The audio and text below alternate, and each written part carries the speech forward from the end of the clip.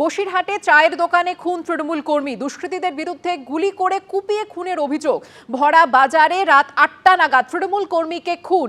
বসিরহাটের গোটরা পঞ্চায়েতের ঘোনা বাজারের ঘটনা। বাড়ি থেকে কিছুটা দূরে চায়ের দোকানে বসে আড্ডা দিচ্ছিলেন তৃণমূল কর্মী। বসিরহাটে চায়ের দোকানে তৃণমূল কর্মীকে খুনের ঘটনা, দুষ্কৃতীদের বিরুদ্ধে গুলি করে কুপিয়ে খুনের অভিযোগ। ভরা বাজারে রাত ৮টা নাগাদ তৃণমূল কর্মীকে খুন। বসিরহাটের গোটরা পঞ্চায়েতের ঘোনা বাজারে এই ঘটনা ঘটেছে। বাড়ি থেকে কিছুটা দূরেই চায়ের দোকানে বসে আড্ডা দিচ্ছিলেন তৃণমূল কর্মী আনার হোসেন গাজী যখন এই ঘটনা ঘটে। যেমনটা অভিযোগ উঠছে, 10 থেকে 15 জন এসে তৃণমূল কর্মীর ওপর হামলা চালায়। বেশ কয়েক রাউন্ড গুলিও চলে। কথা বলবো আমাদের প্রতিনিধি সমীরণ পালের সঙ্গে। সমীরণ, সুবর্ণা, গতকাল রাতে ভরা বাজারে চায়ের দোকানের সামনে গুলি করে কুপিয়ে নৃশংসভাবে তৃণমূল কর্মীকে খুন করা হয়েছে। রাত্রি 9:30 নাগাদ যেটা পুলিশ জানাচ্ছে, 5-7 জন দুষ্কৃতী আসে, তারা গুলি চালায়।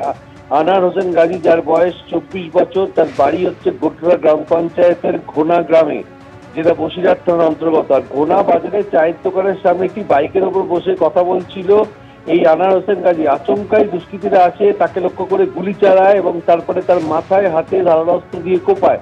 রক্তাক্ত অবস্থায় আনার হোসেন গাজী মাটিতে লুটিয়ে পড়ে। তখনই তাকে উদ্ধার করে নিয়ে যাওয়া হয় বসিরহাট জেলা হাসপাতালে। সেখানে নিয়ে গেলে চিকিৎসকরা মৃত বলে ঘোষণা করে।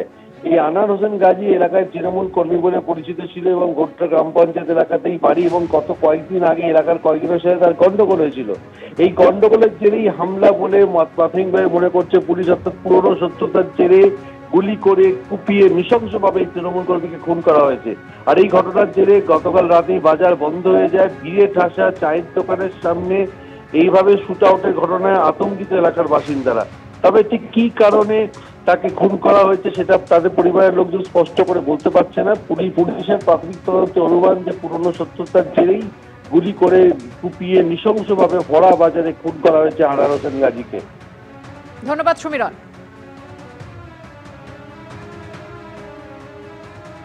আমাদের হাজিবাগ সংলগ্ন এলাকায় একটা চায়ের দোকান আছে, ওখানে বসে আমি ভিতরে চা খাচ্ছিলাম আর ও বাইরে একটা বাইকের উপরে বসেছিল।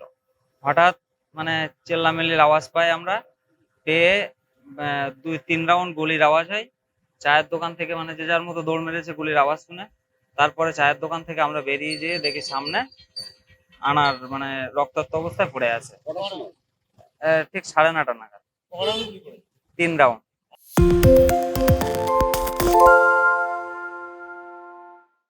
আরে চাটা দে ভাই, আমার একটা চা দেন। কি হলো আমারটা? বাংলা পক্ষপাত চায় না, বাংলা খবর চায়। বাংলা খবর, বাংলার খবর।